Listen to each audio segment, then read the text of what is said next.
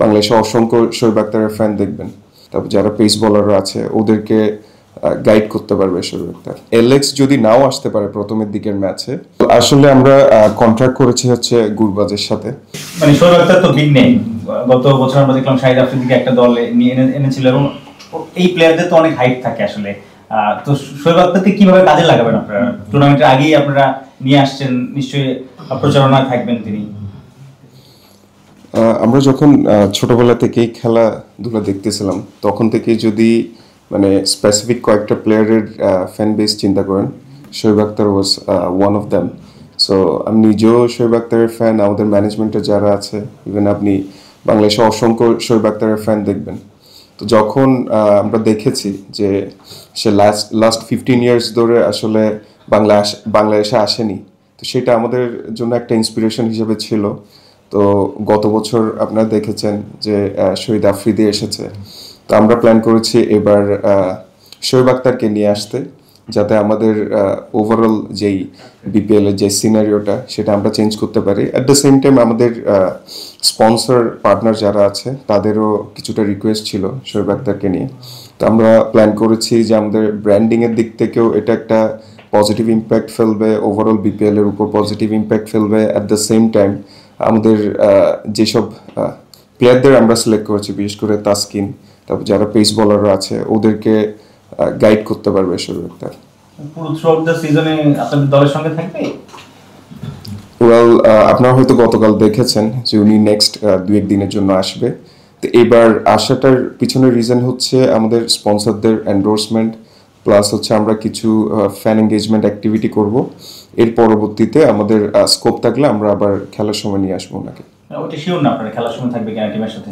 যদিও আমাদের সাথে কন্ট্রাক্ট হয়েছে যে সেকেন্ড ফেজে আমরা আবারও নিয়ে আসবো, বাট ওটা পুরাপুরি কনফার্ম না। আপনি যেটা বলছিলেন যে শোয়েব আক্তারকে নিয়ে আসার দুটো কারণ, একটা হচ্ছে ব্র্যান্ডিং, সেটা স্পন্সরের বিষয় আছে, সেটা আপনার দলেরও যেমন আছে প্লাস বিপিএলও আছে। পাশাপাশি আপনি বললেন তাসকিনের কথা বা আরো যে পেস বোলার আছে তারা হয়তো অনেক কিছু শিখতে পারবে, কিন্তু আপনি তো কনফার্মেশন দিতে পারছেন না যে সে পুরো টুর্নামেন্টে থাকবে কিনা বা কতটুকু সময় থাকবে। সেই ক্ষেত্রে আসলে কি প্লেয়াররা কি কোনো ধরনের কোনো সুযোগ সুবিধা কি পাবে তার কাছ থেকে, বা কোনো টিপস পাবে? ডেফিনেটলি আমরা তো উনাকে মেন্টর হিসেবে যেহেতু নিয়েছি, উনি ওভারঅল সময়ে আমাদের সাথে কানেক্টেড থাকবে, সেটা ফিজিক্যালি থাকতে হবে নেসেসারি না। তো আমাদের প্ল্যান আছে উনাকে সিজনের সময়ও নিয়ে আসার, কিন্তু স্ক্যাজুয়ালের উপর বেস করে কখন আমরা আনতে পারি কি পারি না সেটা একটু কনফিউশন আছে। বাট তাসকিনরা যাতে উনার থেকে আপনার সাজেশন নিতে পারে, ইন্সপিরেশন নিতে পারে, সেই বিষয়টা আমরা এনশিওর করবো। ফিজিক্যাল না হলে সেটা অনলাইন এরকম ডেফিনেটলি। হ্যাঁ, দেশের বাইরে আসলে যারা ক্রিকেটার আছেন, আরএসএস থেকে শুরু করে অনেকে আইএলটি শেষ করে আসলে শুরু থেকে আসলে কে কে থাকছেন আপনার সাথে কথা বলছেন? আমাদের আরেকজন বিগ প্লেয়ার আছে যেটা হোপফুলি আজকে বিকেলের দিকে রিভিল হবে পেজে। তো দুজনেই IL-T20-তে আছে। এখন আপনারা জানেন যে IL-T20-র ফাইনাল হবে 4 জানুয়ারি। তো সেক্ষেত্রে আমাদের কিছু ম্যাচের দিকে আমরা নিজেরাও কিছুটা কনফিউজ যে অ্যালেক্স কি আগে আসতে পারছে কি পারছে না। সে কারণে আমরা অল্টারনেটিভ আরও একটা বিগ নেম ওপেনার নিয়ে রেখেছি। হোপফুলি যে কোনো একজন চলে আসবে। তো সেক্ষেত্রে আমরা দেখা যাবে আমাদের সাইফ আছে, ওসমান আছে। ওসমান তো থ্রু আউট দ্য সিজনই থাকবে। তো অ্যাটলিস্ট মানে এলেক্স যদি নাও আসতে পারে প্রথমের দিকের ম্যাচে, সিমিলার টাইপের আরেকজন বিগ প্লেয়ার ডেফিনেটলি আসবে। সেটা কি বিগত তো কনফার্ম করবেনই, এখন একটু বলে দেন সবাই। মানে এখনই তো আমরা কি প্রচার করছি না আপনাদের হয়তো বা এখনই বিকেল হয়ে গেছে ভাই, অলরেডি স্কেজুলড। সেটা একটু বলে দেন, আমরা তো মানে বিকেল যাবেই। ওয়েল, আসলে আমরা কন্ট্রাক্ট করেছি হচ্ছে গুরবাজের সাথে, কারণ গুরবাজ অথবা অ্যালেক্স সেলস এনিওয়ান যদি আপনার আমরা ওনাদের গ্রুপ পর্বের পরপরই যদি যে কোনো একজনকে পাই, সেটা আমাদের জন্য একটা প্লাস পয়েন্ট। আবার এখানে আরেকটু কনফিউশন আছে হচ্ছে আপনার পাকিস্তান আর শ্রীলঙ্কার একটা সিরিজ আছে, আপনারা হয়তো অবগত আছেন। তো কিছুটা আপনার যেমন পাকিস্তান যেসব প্লেয়ারদেরকে নিয়েছে হয়তো এনওসি মাঝখান দিয়ে কিছু ম্যাচ তারাও আবার অনুপস্থিত থাকতে পারে। So tight situation, but let's see what happens. মানে যে IL-T20-র কারণে একটা বলা যায় যে 4 তারিখের আগে কোনো প্লেয়ার কিছু পাওয়া যাচ্ছে না, আবার যেহেতু আপনি শ্রীলঙ্কা এবং পাকিস্তান সিরিজও আছে, আর আমরা দেখছি বিপিএল এ পাকিস্তান শ্রীলঙ্কার প্লেয়ারই অনেক বেশি। সেক্ষেত্রে আসলে যে এই শূন্যতাগুলো পূরণ করার জন্য মানে একটু ডিফিকাল্ট হয়ে যাচ্ছে কিনা আপনাদেরকে? ডিফিকাল্ট তো হচ্ছেই, বাট আমাদের কোচিং প্যানেলে যারা আছে তাদের উপর আমাদের ট্রাস্ট আছে যে ওনারা বেস্ট ওয়েতে ফরমেশনটা করবে। হ্যাঁ, টিম কম্বিনেশন একটা প্রশ্ন আসলে। শামীম পাটোয়ারি, সাইফ হাসান, সাব্বির, নাসির এরা সবাই মোটামুটি বোলিংটাও করতে পারে। সাইফুদ্দিন তো আছে প্রপার অলরাউন্ডার। এই যে 4-5 জন প্লেয়ার আছে যারা প্রয়োজনে বোলিংটাও করতে ভূমিকা রাখতে পারবে বাংলাদেশের উইকেটে, এটা কতটা আপনার টিমের জন্য বেনিফিটেড হবে? ডেফিনেটলি এটা আমাদের প্ল্যানই ছিল যে এবার আমরা একটু অলরাউন্ডারের দিকে বেশি ফোকাস করব। আপনারা হয়তো জানেন লাস্ট ইয়ারে আমাদের একটা বড় গোল ছিল প্রত্যেকটা সেগমেন্টে ফার্স্ট হওয়ার।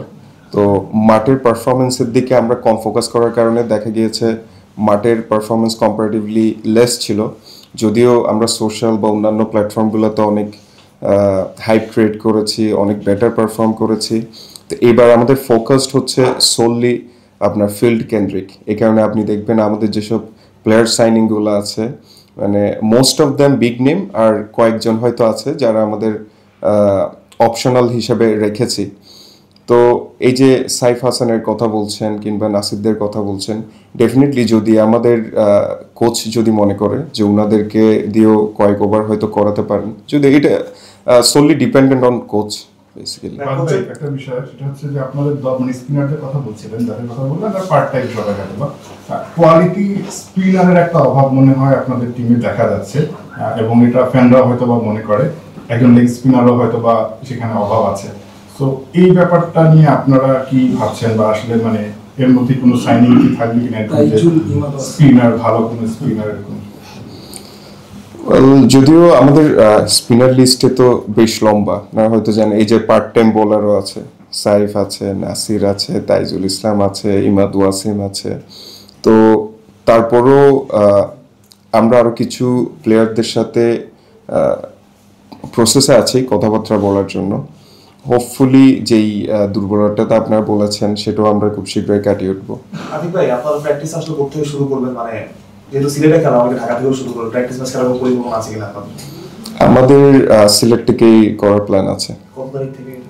আমরা আজকে গতকাল সারপ্রাইজিংলি আপনারা অবাক হবেন, গতকাল বিসিবি থেকে ইমেইল আসছে 3:45-এর দিকে। তো এটা একটা সাইন যে বিসিবি কতটা মানে চেষ্টা করছে আর কি, ডে এন্ড নাইট তারা কাজ করছে। ফরচুনেটলি আমিও তখন অ্যাভেলেবল ছিলাম, আমরা ফ্লাইট টিকেটের বিষয় নিয়ে স্ক্যাজুয়াল করছিলাম।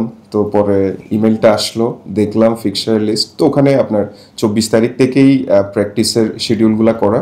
তো আমাদের সেই হিসেবে প্ল্যান আছে যে আমরা উইদিন 23rd আমরা সিলেটে পৌঁছে যাব।